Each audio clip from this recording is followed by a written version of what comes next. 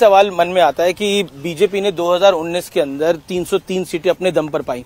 हिंदी भाषी राज्यों में एक तरह से बहुत बड़ी सीटें भारतीय जनता पार्टी को मिली, लेकिन इस बार क्या वो रिपीट हो पाएगा?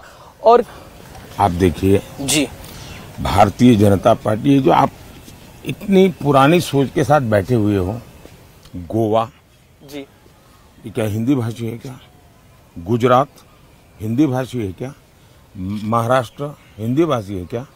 असम हिंदी भाषी है क्या? बंगाल हिंदी भाषी है क्या? कर्नाटक हिंदी भाषी है क्या?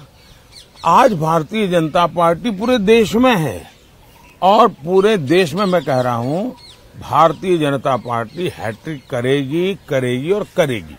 और ये मोदी कहता है इसलिए करेगी ऐसा नहीं, देश के 140 करोड़ देशवासियों ने तय कर लिया है, इसलिए 400 पार होना है।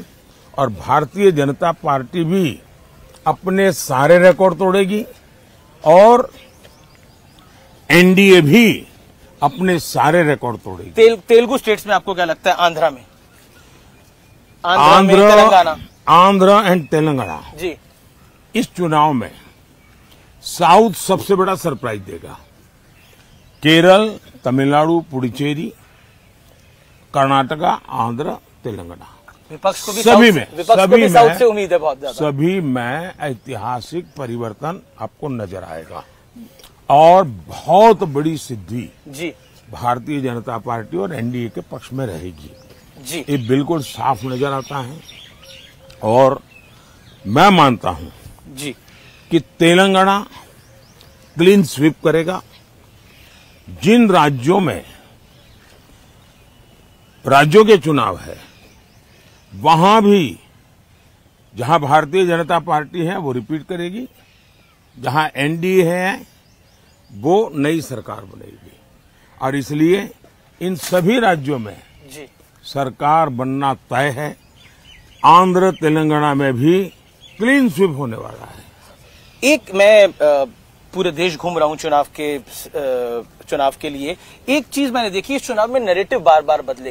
पहले नैरेटिव आया रिजर्वेशन का, फिर आया नैरेटिव की बीजेपी के लीडर्स के फेक वीडियो चलाए गए। नैरेटिव बार बार बदल रहे हैं, कैसे देखते हैं आप इसको? इसको आप नैरेटिव नहीं कह सकते हैं। चुनाव का नैरेटिव एक ही है, और वो है फिर से एक बार मोदी सरकार। जी, चुनाव मोदी का फैक्टर है इस चुनाव का। चुनाव का नैरेटिव एक ही है, अब की बार 400 पार। नैरेटिव वही है, लेकिन एक नैरेटिव जो लोग हताश हैं, निराश हैं, जो मुद्दों की तलाश में हैं, जी, उनके लिए बार बार वो खोज रहे हैं कैसे टिके, कैसे लोगों के बीच में रहे, इसलिए उनको ये खेल करना पड़ रहा है। लेकिन वो नीचे तक लोगों को बात पहुंचा नहीं पा रहे हैं। लेकिन उत्तर से दक्षिण तक, पूरब से पश्चिम तक एक नैरेटिव है मोदी जी, और ये हमारा एनालिसिस है, वो है नरेंद्र मोदी। मोदी एक नैरेटिव है। इस पर आप क्या कहना चाहते हैं? आप पर बहुत बड़ा एक प्रेशर है कि आप अपनी तीसरी टर्म में वापस आए। मेरे पर कोई प्रेशर नहीं है जी, देश की जनता का प्यार, यही मेरी बहुत बड़ी शक्ति है जी। देश की जनता के आशीर्वाद, यही बहुत बड़ी पूंजी है। और इसलिए प्रेशर मैं देख रहा हूं कि इंडिया अलायंस में है, क्योंकि उनके इंडिया अलायंस बन ही नहीं पा रहा है।